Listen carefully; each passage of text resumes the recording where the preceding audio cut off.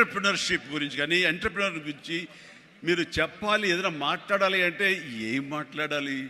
ఎంటర్‌ప్రెన్యూర్‌కి proper spelling కూడా తెలియదు నాకు. ఏం మాట్లాడాలి, ఎలా చేయాలి దీని గురించి అంటే నాకు తెలీదు. నాకు అప్పుడు అనిపించింది, ఒక మనిషి అభివృద్ధిలోకి రావటానికి ఈ ఎంటర్‌ప్రెన్యూర్‌షిప్ గురించి మన పెద్ద పెద్ద ఎడ్యుకేషనిస్టులు ఏమైతే నిర్వహిస్తాయో, ఏమైతే చెబుతాయో అవన్నీ కూడా మన కాలేజీకి వెళ్లకుండా బహుశా నేర్చుకున్నామేమో, అవి మన అంతరంతరాల్లో ఉండి మనల్ని ప్రాంప్ట్ చేసినేమో. కాబట్టే అంచెలంచెలుగా మనం ఈ స్టేజ్కి చేరుకున్నాము.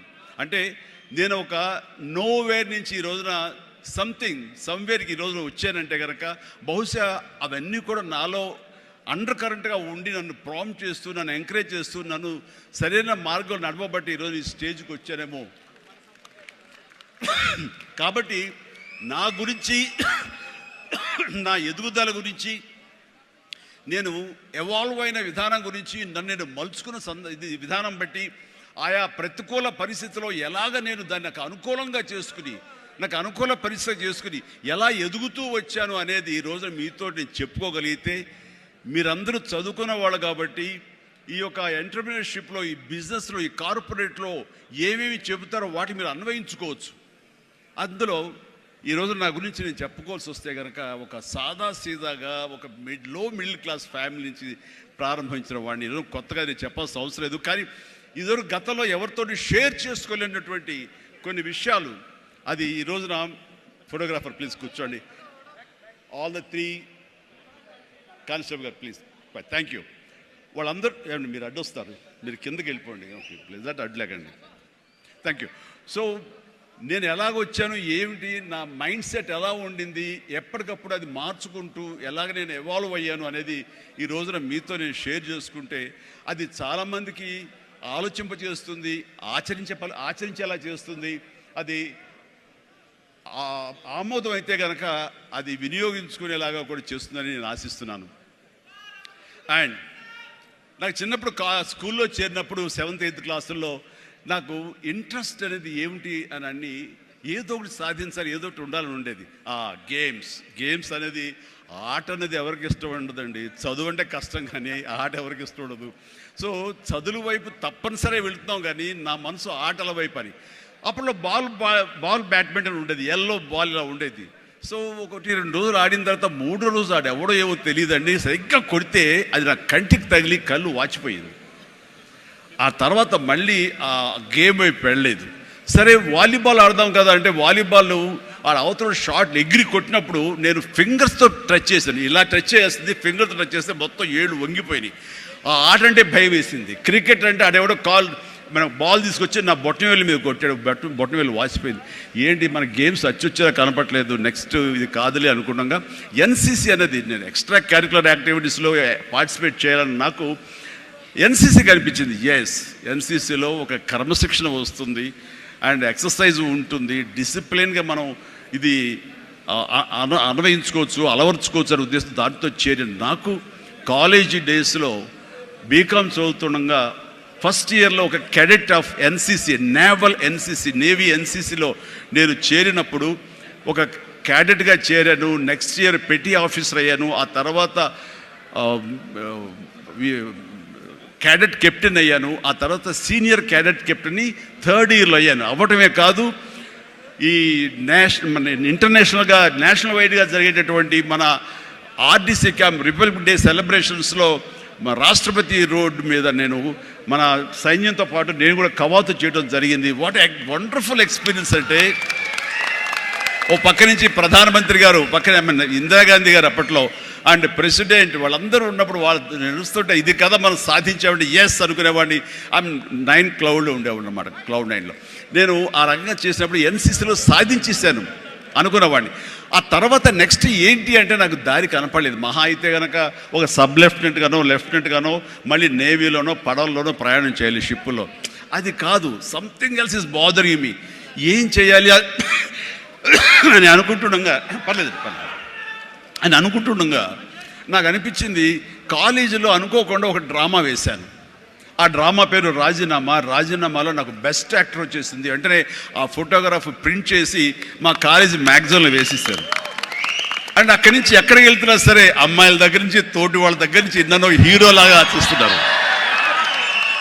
అబ్బా రాత్రి డ్రామా చూసాము, ఆ చైర్మన్ పాత్రలు అదరగొట్టేసాము, చాలా బాగుంది అంటుంటే అప్పటిదాకా ఎవరు నన్ను అలా చూడని వాళ్ళు ప్రతి ఒక్కరి నడుచుకుంటూ వెళ్తుంటే, సైకిల్ మీద వెళ్తుంటే నన్ను అలాగ చూస్తారు. ఆ చూపులో అందమైన అమ్మాయిలు అలా ఇంకా చూస్తుంటే ఇంకా ఖుషిగా అనిపించేది.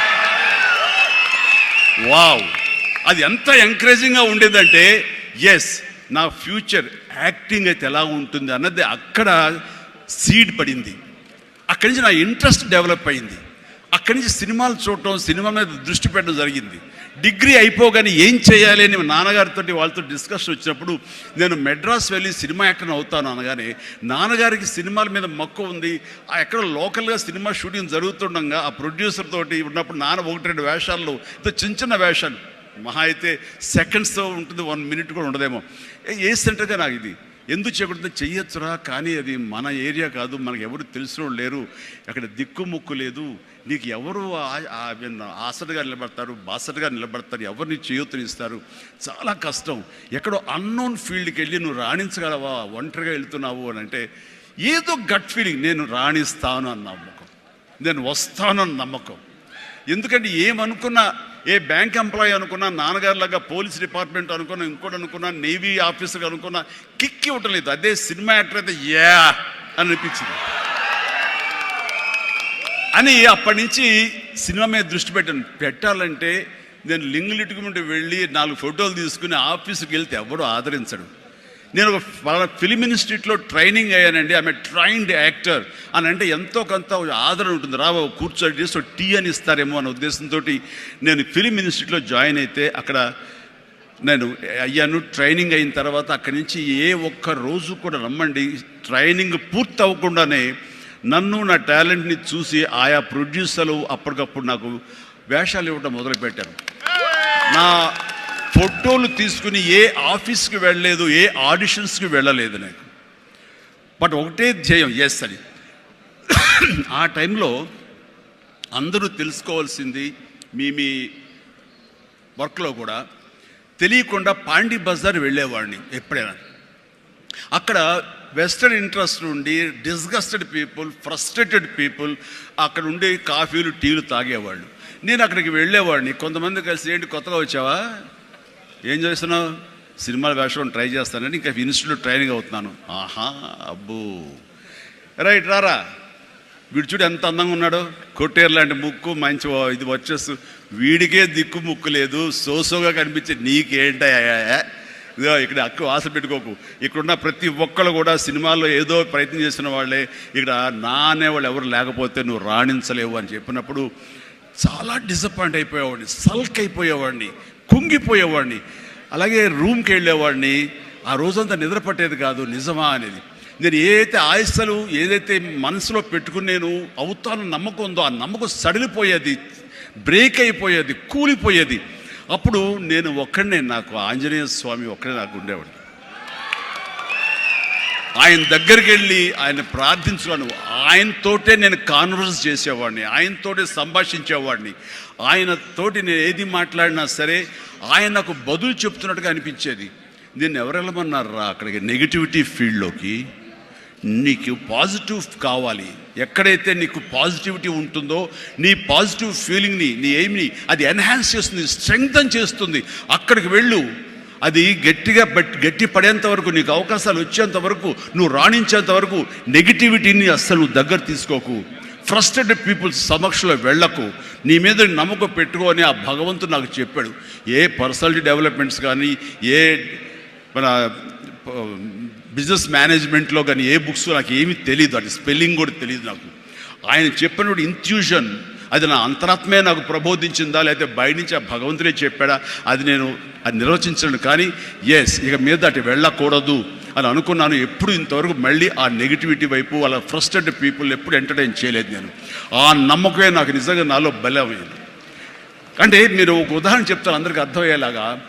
మనం ఒక అద్భుతమైనటువంటి సౌధం, ఒక బిల్డింగ్ కట్టాలంటే స్లాబ్ వేస్తాం. ఆ స్లాబ్ వేసినప్పుడు ఆ వేసిన ఒక్కరోజు వర్షం పడకుండా ఉంటే బాగుండు, అది దాని నీరు తగలకుండా ఉంటే బాగుండు, అన్ని రకాల కేర్లు తీసుకుని వెదర్ రిపోర్ట్ కూడా తీసుకుని మనం స్లాబ్ వేస్తాం.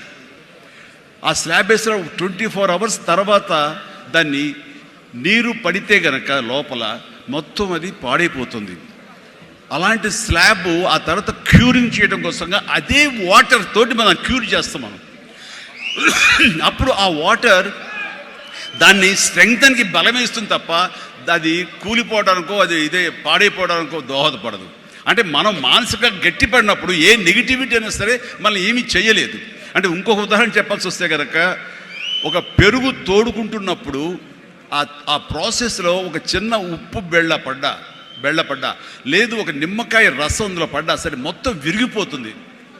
అదే పెరుగు గట్టిపడిన తర్వాత దాంట్లో అదే నిమ్మకాయ అదే ఉప్పు వేస్తే ఆ రుచే వేరు. అందుకని మనం ఆ యొక్క ప్రాసెస్లో ఉన్నప్పుడు అది సాధించాలనే మన పట్టుదలతో ఉన్నప్పుడు ఎలాంటి నెగిటివిటీ ఉండకూడదు. నీ మనసునే నమ్ముకోవాలి. నీ ఎయిమే నీకు మెయిన్.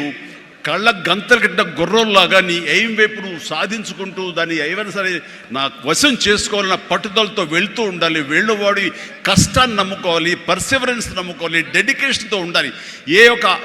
ఆ రకంగా నేను నిజం చెప్తున్నాను. నేను ఎప్పుడు ఎక్కడ ఏ చెడు అలవాట్లకు కానీ ఎక్కడ ఏ వయసెస్ కానీ వ్యసనాలు కానీ లోను కాకుండా ఆంజనేయ స్వామి అనేవాడు నా ధ్యేయం. నాకు సినిమాలో నెంబర్ 1 అవ్వాలన్నది ఒకటే ధ్యేయం. ఆ రకంగా ముందుకుంటూ వెళుతూ వస్తూ ఉండేవాడిని. ఈ లోపల అవమానాలు జరగకపోలేదు, ఎన్నో డిసప్పాయింట్మెంట్ జరగకపోలేదు. అయితే అప్పట్లో నాది బాగా గట్టిపడినటువంటి కాంక్రీట్ స్లాబ్, బాగా గట్టిపడినట్టు పెరుగులాగా అయ్యాను కాబట్టి ఇవేమీ నాకు లేవు. వీటిని నాకు అనుకూలంగా మలుచుకున్నాను. ఒక గ్రద్ద పైకి ఎగురుతున్నప్పుడు తన స్వశక్తితోటి పైకి ఎదగదు. కొంతవరకు ఎగిరిన తర్వాత అక్కడ ఉండేటటువంటి గాలి పవనాలని అదును చూసుకుని వాటిలోకి ఎంటర్ అయ్యి ఆ యొక్క కరెంట్స్తో అది ఇంకొంచెం హైట్కి వెళ్తుంది. అందుకని నాకున్న పరిస్థితులు నాకు అనుకూలంగా మార్చుకుని నేను పైకి వెళ్తూనే వచ్చాను తప్ప ఎప్పుడు కింద పడలేదు. ఈ రోజుకి పడలేదు. సినిమా ఇండస్ట్రీకి అంత ఇదిగా ఉన్నానంటే నాకు నేనుగా ఏర్పరచుకున్నటువంటి నాకు నేనుగా చూసిన ఫిలాసఫీ తోటి ఆ యొక్క దీంతో ముందుకు వెళ్తూనే వచ్చాను. అంటే చాలాసార్లు చెప్పాలంటే ఎన్నో డిసప్పాయింటింగ్ జరిగింది నాకు. అంటే ఒక సినిమాలో నన్ను బుక్ చేసి మహానటుడు రామారావు గారితో అప్పట్లో ఒక సినిమా చేశాను, తిరుగులేని మనిషి అని. దేవి ప్రసాద్ గారు ప్రొడ్యూసర్. అందులో నేను, ఫటాఫట్ జయలక్ష్మి, ఆయన, రతి అగ్నిహోత్రి చేశారు రామారావు గారితో. ఆ సినిమాలు చాలా బాగా చేశాను. రామారావు గారి పక్కన మరొక హీరోగా నాకు అవకాశం వచ్చింది. అంతా ఎర్లీ స్టేజ్లోనే అనుకుంటాను. నాకు ఆ సినిమా ఫెయిల్ అయింది. ఆ తర్వాత మళ్ళీ అదే రామారావు గారితో మళ్ళీ సినిమా చేసే అవకాశం వచ్చింది ఒక దిగ్దర్శకులతోటి. అయితే నాకు డేట్లు ఇచ్చారు, నా మెజర్మెంట్స్ తీసుకున్నారు, నేను వెయిట్ చేస్తాను. కానీ నా పేరు లేకుండా మరొకరి పేరుతోటి ఆ అనౌన్స్మెంట్ అయ్యేసరికి ఎక్కడ డిసప్పాయింట్మెంట్ వచ్చింది. ఏంటిది అని ఆ రోజున ప్రొడ్యూసర్ పిలిచి ఇదేంటంటే షెడ్యూల్ స్టార్ట్ అయిపోతుందంట, నాకు డేట్లు చెప్పారు, నేను ఆ డేట్లు ఎవరికి ఇవ్వకుండా నేను ఇక్కడ దాచిపెట్టాను, నేను ఎదురు చూస్తున్నాను అంటే, సారీ చిరంజీవి గారు, ఎలా చెప్పాలో తెలియక మేము టైం తీసుకున్నాము. ఎందుకంటే పోయిన సినిమా మీది ఫ్లాప్ అయింది కదా కాంబినేషన్లో, అందుకని దానికి గ్లామర్ ఉండదని మీరు వద్దనుకున్నామని. ఆ విషయం చెప్పచ్చు కదండి అని అంటే ఆ టైంలో నేను నాతో సినిమా చేస్తే సినిమా ఫెయిల్ అవుతుందని ఒక బ్యాడ్ ఇది నా మీద స్ప్రెడ్ అయ్యే అవకాశాలు ఉన్నాయి. ఈరోజు సోషల్ మీడియా, ఆ రోజు ఇంత మీడియా లేదు కాబట్టి కానీ, లేదంటే ఎంత బ్యాడ్ అయ్యేదంటే నన్ను తిరిగి ఇతనితోటి ఎవరైనా చేస్తే సినిమా ఫెయిల్ అవుతాయి, ఇది ఒక ఐరన్ లెగ్ అనే పరిస్థితి వచ్చేసరికి ఎక్కడో మళ్ళీ జంకాను. కానీ గ్రద్దలాగా నాకు అనుకూలంగా ఉన్నటువంటి అవకాశాల పవనాల్ని అదునుగా చూసుకుని నేను ఎదిగాను. దాన్ని పాజిటివ్గా తీసుకున్నాను. ఎవరైతే వద్దులే ఈ సినిమా చిరంజీవి వద్దులే అని నన్ను పక్కన పెట్టి అనుకున్నారో అలాంటి వ్యక్తితోటే నేను రామారావు గారి కంటే ఎక్కువ సినిమాలు ఆయన నాతో చేసేలాగా చేసుకున్నాను. అత్యధిక సినిమాలు రామారావు గారు చేస్తే ఆ మహానుభావుడు ఆ దర్శకుడి దగ్గర, అదే దర్శకులు వారు నన్ను భుజం పట్టి నన్ను పైకి తీసుకుని ఆయనకంటే 4 సినిమాలు ఎక్కువే చేశారు నాతోటి. అది అది పరిస్థితుల్ని మనకు అనుకూలంగా మలుచుకోవటం, మార్చుకోవటం, తద్వారా మనం ఇంకొంచెం పైకి వెళ్ళటం అనేది. ఆ రోజున డిసప్పాయింట్ అయిపోయి నీ కసి లేకుండా, లేదా ఆ కసిని నెగిటివిటీ పెట్టి మార్చుకుంటే కనుక అది నిన్ను తినేస్తుంది. నువ్వు ఇలాగే ఉండిపోతావు, అలాగే దిగజారిపోతావు, అలాగే కనుమరుగైపోతావు. అలా కాదు, మనం ఎదురు తిరగాలి, పరిస్థితులు మనం అనుకూలంగా మార్చుకోవాలి. అందునే గ్రంథ ఫిలాసఫీ నాకు ఫిలాసఫీ. అండ్ ఎదిగాను పైకి వెళ్తూ వచ్చాను. ఆయన దగ్గరే నా రికార్డులు ఉన్నాయి. అది నా ఫస్ట్ సినిమా ₹1 కోటి చూసిన సినిమా అదే. నా రెమ్యునరేషన్ కాదు సుమా, సినిమా బడ్జెట్ 75 లక్షలు వస్తే కనుక బ్రహ్మాండమైన బడ్జెట్, ఎంతో రెవెన్యూ అనుకునేవాళ్ళు. ఫస్ట్ ₹1 కోటి. నా తోటి హీరోలు కూడా ₹1 కోటి తెలుగు సినిమా అనే లెవెల్కి వెళ్ళింది. అక్కడి నుంచి కోటి అనేది మామూలు అయిపోయింది. ఒక్కొక్క ఏరియాలోనే ₹1 కోటి. ఆ తర్వాత నా రెమ్యునరేషన్ ₹1 కోటి పైబడి అలా అంచెంచుగా ఎదుగుతూ వచ్చాను. నేనేమన్నానంటే, మీ బలం మీ పాజిటివ్ థింకింగ్, మీ బలం మీ కన్విక్షన్, మీ బలం మీ ధ్యేయం నుంచి పక్కదారి పట్టకపోవటం. మీరెవరైనా సరే మీ ఎయిమ్ ఏంటి అనే దాన్ని మీరు ఫిక్స్ చేసుకోండి. ఆ ఎయిమ్ని వెళ్ళటం కోసంగా దారులు వెతుక్కోండి. అవకాశాలు ఇలాగ అబండెంట్గా ఉంటాయి. వాటిల్లో మనకు కావలసిన అవకాశాలు, మన ధ్యేయానికి లక్ష్యానికి దగ్గరగా ఉండే అవకాశాలు మనకి పాపపై కనపడుతుంటాం. ఆ పాపపై కనపడే దాన్ని మనం గుర్తించగలగాలి, వాటిని ఎంబ్రేస్ చేసుకోగలగాలి, వాటిని మనకు అనుకూలంగా మనం మలుచుకోగలగాలి, అవి మనం బలంగా చేసుకోగలగాలి, వెళ్ళాలి. ఇనీషియల్గా వెళ్ళినప్పుడు డబ్బే సంపాదించుకోం, డబ్బే కాదు ప్రధానం, నిలదొక్కుకోవడం ప్రధానం. మన ఎయిమ్ వైపు మనం వెళ్ళటం అన్నది అది ప్రధానం. వెళ్ళిన తర్వాత డబ్బు ఆటోమేటిక్గా వస్తుంది. అనుకున్నావా ఇంత వస్తుందని, ఆ తర్వాత డబ్బునే పెంచుతుంది. సో నేను అలాగే వెళ్తూ వచ్చాను. నిలదొక్కుకోవాలి, ఇక్కడ నెంబర్ 1 అనిపించుకోవాలి, నా స్థానం సుస్థిరం. ఇది లేకపోతే నేను బయట నయా పైసాకి పని చేయను. ప్రైమ్ టైం నా లైఫ్లో అయిపోయింది కాబట్టి ఇక్కడ ఏమైనా సరే అని ఆ రకంగా వెళ్ళాడు. ఎక్కడ ఈగోకు వెళ్ళకుండా, ఎక్కడ హర్ట్ అవ్వకుండా, వాళ్ళు నన్ను సినిమాలను తీసేసరే, నన్ను కాదన్నారే అనే కోపం కంటే కూడాను వాళ్ళని ప్రసన్నం చేసుకోవాలి. వాళ్ళు మళ్ళీ అతన్ని మనం బాధ పెట్టుంటామేమో కదా అని వాళ్ళ మనసుల్లో వాళ్ళు వాళ్ళు గిల్ట్ ఫీల్ అయ్యేలాగా చేసి నెక్స్ట్ ఏమైనా సిద్ధం సినిమా చేయాలయా అని అనిపించేలాగా నా బిహేవియర్ ఉండేది. ఆ బిహేవియర్ తోటి వాళ్ళ ఆఫీస్కి వెళ్ళి కూర్చునేవాడిని. అంటే అక్కడ నాకు ఒక పౌరుషం లేదని కాదు, పరిస్థితి నాకు అనుకూలంగా మలుచుకోవటంలో నేను అది ఆ రకంగా కొంచెం తగ్గి వెళ్తాను. నేను తగ్గడం మూలంగా ఆ తర్వాత వచ్చే కరెంటు వేవ్స్ దాని మీద ఎక్కితే అదే తీసుకెళ్తాను పైకి. అది నమ్మిన వాడిని నేను. అలాంటి దర్శకులతోటి, ఆ దర్శకులతోటి నేను హైయెస్ట్ సినిమాలు చేశాను అన్నది ఈ రోజున వాస్తవం. అలాగే ఇక్కడ సినిమా ఇండస్ట్రీలో నీ టాలెంట్ అనేది ఇనిషియల్ స్టేజ్లో secondary. How you behave, how you cooperate with the producers. So all the time how you look in to their benefit, వాళ్ళ బాగులు ఎలా చూసుకుంటావు, వాళ్ళకి లాభం రావాలి ఎలా చూసుకుంటావు అనే దాని మీద దృష్టి పెడితే అది నిన్ను మరింత దగ్గర చేర్చుకుంటుంది. రామారావు గారి ఎగ్జిట్ తర్వాత, ఆయన పాలిటిక్స్కి వెళ్ళిన తరువాత ఒక గ్యాప్ లోపల ఉన్నారు మహానటులు ఎంతోమంది ఉన్నారు. శోభన్ బాబు గారు, కృష్ణరాజు గారు, కృష్ణ గారు, నాగేశ్వర గారు, అందరూ ఉన్నారు. ఆ టైంలో ఒక కొత్త వాడికి ఛాన్స్ రావడం అనేది ఎంత కష్టం అనేది నేను ప్రత్యేకించి చెప్పక్కల. ఈ రోజుల్లో మాత్రం కానే కాదు.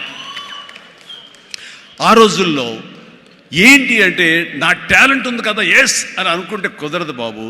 నీ బిహేవియర్ కూడా దానికి అడిషనల్గా యాడ్ అవ్వాలి.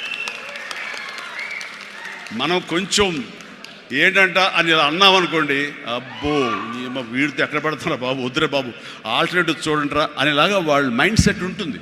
మనలాంటి నటులు ఎంతోమంది ఉంటారు. బట్ వాళ్ళలో మనం బెస్ట్ ఆప్షన్ అంటే, అపార్ట్ ఫ్రమ్ అవర్ హిస్టానిక్ టాలెంట్స్, మనకున్న నైపుణ్యం కంటే కూడా మన వ్యక్తిత్వం అని కూడా చాలా చాలా ప్రధానమైన పాత్ర వహిస్తుంది. అలాంటి వ్యక్తిత్వాన్ని నమ్ముకుని వాళ్ళ ఆఫీసులకు వెళ్ళి కూర్చుని వాళ్ళతో సత్సంబంధాలు ఏర్పరచుకుని మీలో ఒకడిని అంటూ వాళ్ళకి ఆ నమ్మకం కలిగించి పెట్టి అలా ముందుకు వెళ్తుండేవాడిని. ఎలాగో ఎవాల్వ్ అయ్యాను అంటే, నన్ను ఇండస్ట్రీ నాకు చేయూతనిచ్చి ఇండస్ట్రీ నన్ను పైకి ఎదిగేలా చేసింది అనే దానికంటే, నన్ను ప్రేక్షకులు ఫస్ట్ వాళ్ళను గుర్తించారు. ఇండస్ట్రీ గుర్తించలేదు, ప్రేక్షకులు గుర్తించారు, ప్రేక్షకులు చేయూతనిచ్చారు. అందుకనే ప్రేక్షకుల పట్ల నాకు ఎప్పుడూ కృతజ్ఞత ఉంటుంది. ఇది మీకు అర్థమయ్యేలాగా తేటతలంగా చెప్పాలి అంటే, రామారావు గారు ఎగ్జిట్ తర్వాత ఎవరు అంటలో ఇద్దరు ముగ్గురం పోటాపోటీగా నిలబడి ఉన్నప్పుడు లక్ష్మీ ఫిలిం డిస్ట్రిబ్యూటర్స్ అని విజయవాడలో ఉండేవాళ్ళు. అప్పట్లో ఇప్పట్లాగా బయింగ్ అలాంటివి లేవు. ఏరియాల వైజ్ కొనటం సినిమాలు లేవు, బయర్ సిస్టమ్ లేదు, ఓన్లీ డిస్ట్రిబ్యూషన్.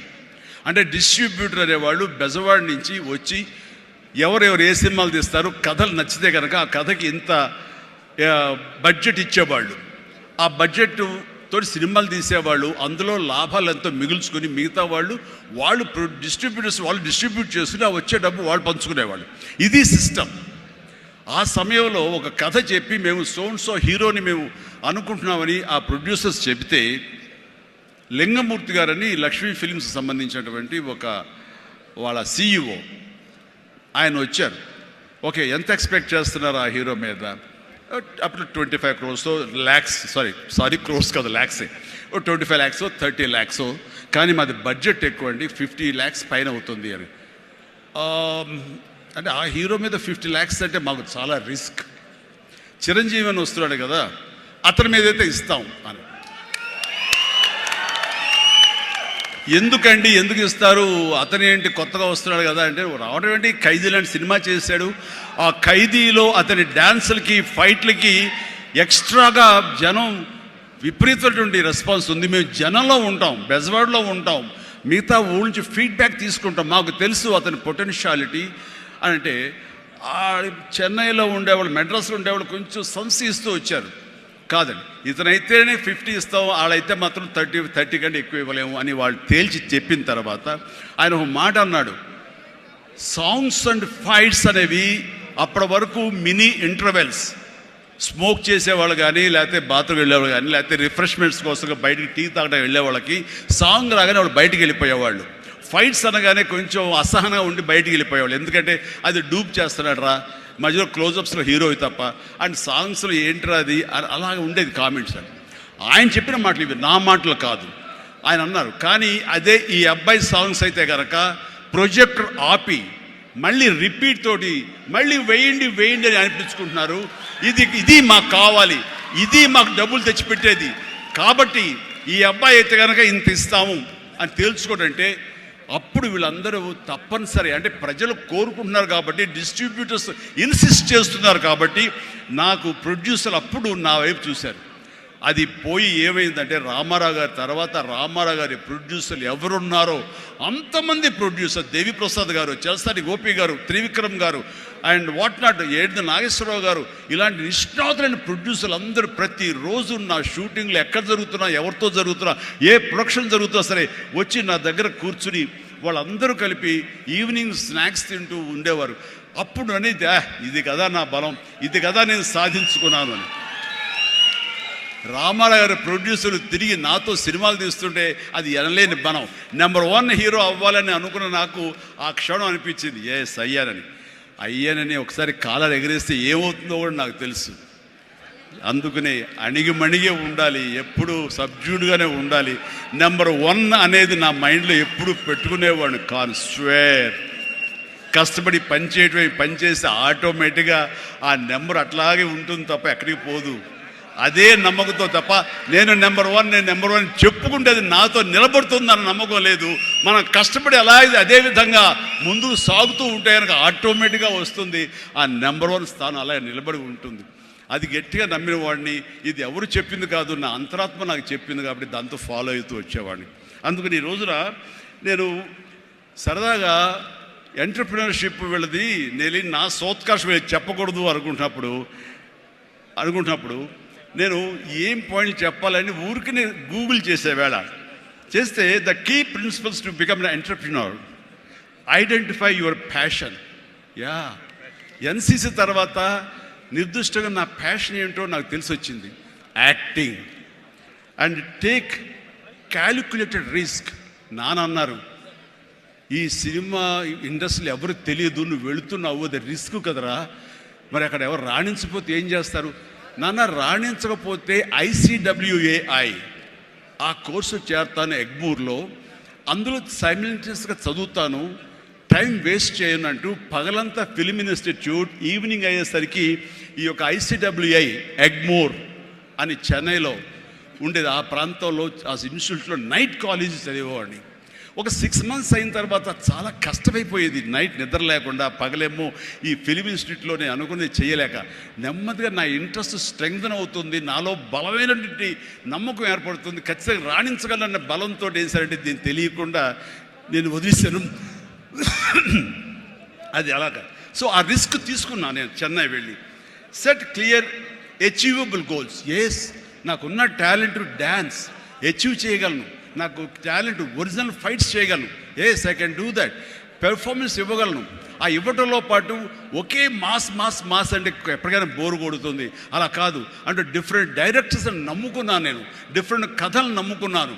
ఒక పక్క నుంచి ఖైదీ సినిమా చేస్తే, మరో పక్క నుంచి నేను మంత్రి గారి వియ్యంకుడు సినిమా చేశాను. College students, young lad, love subject చేశాను. రెండు కలిపి ఒక వారంలో రిలీజ్ అయింది. మీరు కావాలంటే గతంలోకి వెళ్ళి ఆ ఖైదీ రిలీజ్, నెక్స్ట్ మంత్రి గారి వియ్యంకుడు చూడండి. 1 week రెండు, ఒకటి సూపర్ డూపర్ ఫినామినల్ హిట్, ఒకటి సూపర్ హిట్ అయింది మంత్రి గారి వియ్యంకుడు. ఆ తర్వాత శుభలేఖ, ఒక డిగ్నిటీ ఆఫ్ లేబర్, మన మహానుభావుడు విశ్వనాథ్ గారి డైరెక్షన్లో సినిమా చేశాను. ఆ తర్వాత ఇదే కాదు, చిన్నపిల్లల్ని అలరించేలాగా, ఇందులో చాలామంది చిన్నప్పుడు చూస్తుంటారు చంటి అబ్బాయి.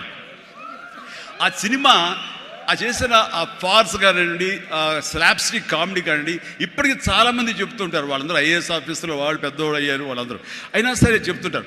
అదొకటి. ఇట్లాగా వైవిధ్యమైనటువంటి క్యారెక్టర్స్, స్వయం కృషి కానివ్వండి, యాక్షన్ సినిమాలు కానివ్వండి, రాఘవేంద్రరావు గారి గ్లామర్ క్యారెక్టర్స్ కానివ్వండి, కోదండరావు రెడ్డితో చేసిన కామెడీ కమర్షియల్ సినిమాలు కానివ్వండి, గోపాల్తో చేసినటువంటి ఫ్యాక్షన్ సినిమాలు కానివ్వండి, అట్లాగా ఒకటా రెండా అలాగా మన ఇది మా బావగారు బావన అలాంటి సబ్జెక్టులు కానీ, ఒకటే ఇలా ఇంద్ర ఇలాంటి సబ్జెక్టులు అందరూ చూస్తుంటే కనుక నాకు అనిపించింది, అన్ని రకాలుగా నాకు ఉన్నటువంటి టాలెంట్స్ని అన్ని పక్కలకి వ్యాపింప చేశాను. అంటే అంతమంది ప్రేక్షకుల్ని ఈ రోజున మహిళా ప్రేక్షకులు వచ్చి ఆప్తుల్లాగా వచ్చి నన్ను ప్రేమించిన లేడీసే కాదు, యంగ్స్టర్సే కాదు, పసిపిల్లలే కాదు, పెద్దవాళ్ళే కాదు, ధనికులే కాదు, ప్రతి ఒక్కళ్ళు క్లాస్ మాస్ వాళ్ళు వీళ్ళు అందరూ ఇంతమంది ప్రేమించారు. కాబట్టి ఈ రోజున ఇంతమంది నేను ఆస్తిగా చేసుకున్నాను, ఇంతమంది ప్రేమ పొందే అదృష్టం ఆ భగవంతుడు కల్పించగలిగాడు.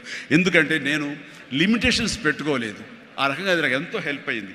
అలాగా delivery, high quality work, constantly market understanding. Yes, ఈ రోజున ఒకటే రకమైన డ్యాన్స్లు వేస్తుంటే కనుక బోరు కొట్టచ్చు.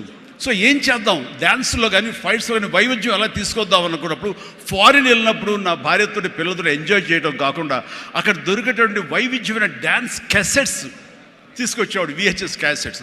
అందులో మైకేల్ జాక్సన్ ఉండేవి. అప్పుడు ఇక్కడ ఇండియాలో VHS క్యాసెట్లు కానీ VHS ప్లేయర్స్ కానీ ఉండేవి కదా, వీడియో ప్లేయర్స్. అవి తీసుకొచ్చి ఒక ప్లేయర్ కొనుక్కొచ్చి అవి చేసుకునేవాడిని, అవి డ్యాన్స్ క్లాస్లో చూపించేవాడిని. అదే ఈరోజున డిస్కో డ్యాన్సులు కానివ్వండి, బ్రేక్ డ్యాన్సులు కానివ్వండి, వేవ్ డ్యాన్సులు కానివ్వండి, ఇలాంటి డ్యాన్సులు రావడానికి నేను వైవిధ్యంగా ఉండాలని ఎప్పటికీ పరితపిస్తూ ఉండేవాడిని. వాళ్ళ మొనాటినీగా ఫీల్ అయ్యేలా చేసేవాడిని కాదు. అది ఫైట్స్లో కూడా అదే విధంగా ఉండేది. And then critically important is understanding your target audience and customers. So మారుతున్నటువంటి కాలానికి అనుకూలంగా ఆడియన్స్ టేస్ట్ మారుతుంటే మనం కూడా మన సినిమా కథాంశాలు మార్చుకోవాలంటూ ఆయా కథకులతో కూర్చుని ఇంటరాక్ట్ అవుతూ వాళ్ళని మార్చుకుంటూ అప్లోడ్ మార్చుకుంటూ జగదగ వీడు, అతిలోక సుందరి, అన్నయ్య అనే సినిమా, సెంటిమెంట్ సినిమా, హిట్లర్ అనే సినిమా, మాస్టర్ అనే సినిమా, రెస్పాన్సిబిలిటీ సినిమాలు, మెసేజ్ ఓరియంటెడ్ సినిమాలు ఇస్తూ ఆ రకంగా మోసపోసిన సినిమాల నుంచి నేను బయటికి రావడం జరిగింది. And know that your product won't appeal to everyone and conduct market research and continuously learning. ఇప్పుడు సినిమా, చిరంజీవి సినిమా అంటే అందరూ లైక్ చేసే అందరిని అనుకోకూడదు. కొంతమంది డిస్లైక్ చేసేవాళ్ళు ఉంటారు. కానీ డిస్లైక్ చేసేవాళ్ళని కూడా మనం ఇంప్రెస్ చేయాలి అంటే కనుక మనం ఏ విధంగా మన యాక్టింగ్లో మార్పులు చేర్పులు చేసుకోవాలి అనుకుంటాడు. ఇక్కడ ఉన్నటువంటి కొంతమంది ఇండస్ట్రీలో, సార్ మీ సినిమాల్ని దొంగతనంగా చూసేవాళ్ళం సార్. ఇదేం కర్మయ్యా, దొంగతనం ధైర్యంగా చూడొచ్చు కదా అంటే, లేదు సార్ అలా చూస్తే మా వాళ్ళు కొంతమంది ఎందుకురా సినిమాలు అంటే అవేనా అని అనేవాళ్ళు సార్. అదేంటయ్యా సినిమాలకు కూడా ఆ తేడా చూపిస్తారా? అవును సార్, అందుకని మీ సినిమాలు మీ డ్యాన్సర్ అంటే మాకు ఇష్టం సార్.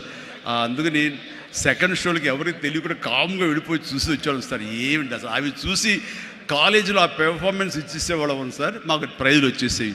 ఆ రకంగా అందరినీ కూడా ప్రతి ఒక్కరిని కూడా నేను నా వైపు ఆకట్టులాగా చేయగలిగాను. అలాగే learn from mentors and successful entrepreneurs. ఎవరైతే మీకంటే ముందే సాధించారో వాళ్ళని మీరు ఆధారంగా చేసుకుని వాళ్ళు ఏ విధంగా అంత స్థాయికి వెళ్ళారు, టాటా వాళ్ళు కానీ ఇంకోళ్ళు కానీ వెళ్ళారు. అంటే నా విషయంలో రామారావు గారు, నాగేశ్వరరావు గారు ఆ స్థాయికి వెళ్ళారంటే క్రమశిక్షణ, టాలెంట్ అనేది ప్రూవ్డ్. కానీ ఇక్కడ క్రమశిక్షణ అనేది చాలా ఇంపార్టెంట్. అందరితో సత్సంబంధాలు పెట్టుకోవడం ఇంపార్టెంట్. నిన్ను క్రిటిసైజ్ చేసే వాళ్ళు ఉంటారు, ఆవేశపడకు, వాళ్ళ తప్పు వాళ్ళు తెలుసుకుంటారు, నువ్వు సంయమనం పాటించాలి. అండ్ అట్లాగా నేను నా సీనియర్స్ నుంచి నేర్చుకుంటూ వచ్చాను. Learn more mentor and successful entrepreneurs of course. అలాగే నెట్వర్క్ అనేది చాలా ఇదిగా ఉండాలి మీకు, అంటే డిస్ట్రిబ్యూషన్ సైడ్ కానీ ఇంకోటి కానీ మీ ప్రోడక్ట్ మార్కెటింగ్ చేసుకోవడం. అలాగా నా విషయంలో నాకు అండగా నిలబడింది, నన్ను ప్రజల్లోకి నిరంతరం తీసుకెళ్ళేది ఎవరంటే నా అభిమానులు. మీ ఎంటర్ప్రినర్స్కి ఎలాగైతే కనుక నెట్వర్క్ ఉంటుందో, అబ్జర్వ్ చేసుకుంటారో, డిస్ట్రిబ్యూషన్ ఉంటుందో, మార్కెటింగ్ స్ట్రాటజీస్ ఉంటాయో, అలాగా నా అభిమానులు ఎప్పటికప్పుడు నాకు అండదండలు అందిస్తూ కొండంత అండగా నిలబడ్డారు. వాళ్ళు నా కోసం ప్రాణం ఇచ్చే లెవెల్కి వాళ్ళు ఉన్నారు. నేను అన్నాను, మీరు నాకు ప్రాణం ఇవ్వక్కర్లేదు, మీ యొక్క సహాయ సహకారాలతో రక్తం ఇచ్చి ప్రాణాలు నిలబెట్టండి అన్నాను. ఆ మాట పుణిగి పుచ్చుకుని 25 సంవత్సరాలుగా ఈరోజు కూడా వాళ్ళు రక్తదానం చేస్తూనే ఉన్నారు. వాళ్ళందరికీ జీవితాంతం నేను రుణపడి ఉంటాను. అందులో భాగంగా ఎక్కడో ఉన్నట్టు నా మాట, ఇక్కడ మాట్లాడిన నా మాట అమెరికా దాకా వినపడింది. కాబట్టి ఆప్తా ఎన్నోసార్లు నా పేరు మీద బ్లడ్ బ్యాంకులు నిర్వహించారు, రక్తదానాల శిబిరాలు నిర్వహించారు. ఈ రవి కానివ్వండి, మధు కానివ్వండి, ఇలాంటి వాళ్ళందరూ కూడాను ఇవి చేశారు. ఈ రోజున అన్ఫార్చునేట్లీ రవి వర్రే ఒక బ్రెయిన్ స్ట్రోక్ వచ్చేది ఆగిపోయినప్పుడు, ఆ విషయం తెలిసినప్పుడు అతనికి వీడియో పెట్టాను నేను.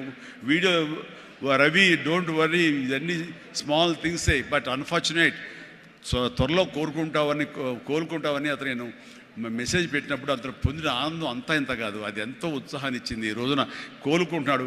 ఈ రోజున ఈ సభ రవి రావాలి, అన్ఫార్చునేట్ రాలేకపోయాడు. కానీ నెక్స్ట్ ఇదే సభ ఇక్కడ జరిగితే కనుక రవి వస్తాడు, నేను వస్తాను, మీతో ఉంటాను. మీ అందరి ఆశీస్సులతోటి రవి లాంటి ఎంతూజియాస్టిక్ గాయ్ కోలుకుంటున్నాడు. వాళ్ళు మధుతోటిను, సాగర్ గారితో, మన ఇతర ఫ్రెండ్స్ తోటి, సుబ్బు చంద్రశేఖర్ గారితో, వీళ్ళందరితో కూడాను మళ్ళీ కలిసి ఈ యొక్క సభల్ని ఇంతకంటే మరింత అద్భుతంగా చేయాలి. అండ్ ఆ రకంగా నేను మీ ఎంటర్ప్రినర్షిప్, యంగ్స్టర్స్ ఎలాగ రావాలి ఏమిటి అనేది నా గురించి నేను చెప్పుకోవడంలో తెలియకుండానే మీకు అందరికీ చెప్పాను. అది మీకు అందరికీ అర్థమై ఉంటుందేమో అనిపిస్తుంది. కాబట్టి ఇది నాకు గొప్ప అవకాశం.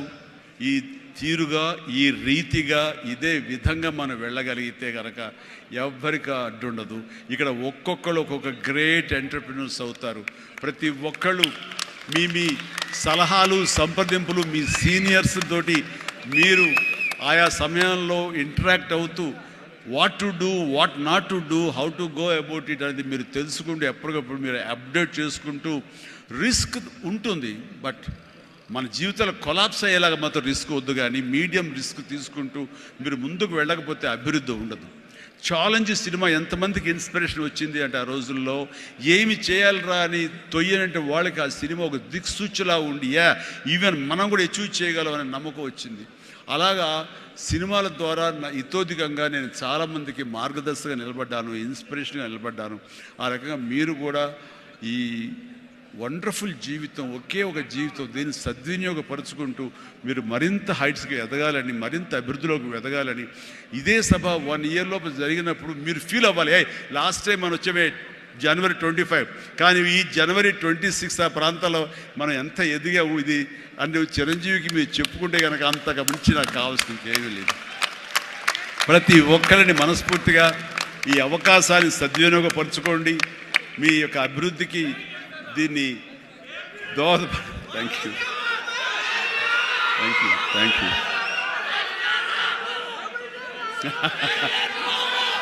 ఎస్, ఇందాక నుంచి చాలా చెప్తూ నా అచీవ్మెంట్స్ గురించి చెప్పాను. Pawan Kalyan is my achievement, Ram Charan is my achievement, నా ఫ్యామిలీలో ఉన్న అందరు బిడ్డలు అందరూ కూడా నా అచీవ్మెంట్. వీళ్ళందరూ చూస్తుంటే ఇది కదా నేను సాధించానని. మొన్న పవన్ కళ్యాణ్ ఇంటికి వచ్చినప్పుడు ఒక మాట అన్నాడు, అన్నయ్య నీకు ఒక మాట అనేవాడికి గుర్తుందా అని. ఏమన్నానరా, మన ఇంట్లో ఇంతమంది మీరందరూ ఉన్నందుకు, నాకు ఈ అవకాశం భగవంతుడు ఇచ్చినందుకు ఇది నాతో ఆగిపోకూడదు. ఒక రాజ్ కపూర్ ఫ్యామిలీలో ఎంతమంది ఎలా ఉన్నారో ఆ రకంగా మరొక రాజ్ కపూర్ ఫ్యామిలీ మన మెగా ఫ్యామిలీ అవ్వాలి అని నువ్వు చెప్పావు. ఈ రోజున చూస్తుంటే తలుచుకుంటే నీ మాట ప్రభావం, నీ మాట మంత్రంగా ఈరోజు పనిచేసి మన ఫ్యామిలీలో ఇంతమంది 9 ఉన్నాము, 10 మంది దాకా ఉన్నావు అంటే కనుక నీ మాట పవర్. ఎందుకంటే నువ్వు చాలా నిష్కల్మషంగా అంటావు, అనేదో కన్విక్షన్తో అంటావు, అందులో ఎలాంటి పొల్యూషన్ ఉండదు కాబట్టి దానికి బలం ఎక్కువ అన్నయ్య. మంచి మనసుతో అంటావు, పాజిటివ్తో అంటావు అని కళ్యాణ్ బాబు అంటే అవును కదా అనుకున్నా. తెలియకుండా అదే ఒక పత్రిక కపూర్ ఫ్యామిలీ ఆఫ్ సౌత్ అంటూ మా గురించి ప్రస్తావించినప్పుడు, హా భగవంతుడా, ఇది మా గొప్పతనం కాదు, నువ్వు ఈ ప్రజలు, నా అభిమానులు, ఈ ప్రేక్షకులు మమ్మల్ని ఆదరించారు కాబట్టి మేము ఈ స్థాయిలో ఉన్నాము. అనుకున్నది ఆ రకంగా సాధించగలిగాము అనిపిస్తుంది. అండ్ గతంలో ఎప్పుడు నేను ఏ సభలోనూ ఇంత మనసిప్పి మాట్లాడుకోలేదు. అది మీతోటి నేను మనసిప్పి మాట్లాడుకునేంత ఆప్తుల మధ్య ఈ ఆప్త సంస్థ సంబంధించి నా గుండెని టచ్ చేశారు. అందుకనే లోపల నుంచి అది తన్నుకొచ్చింది కాబట్టి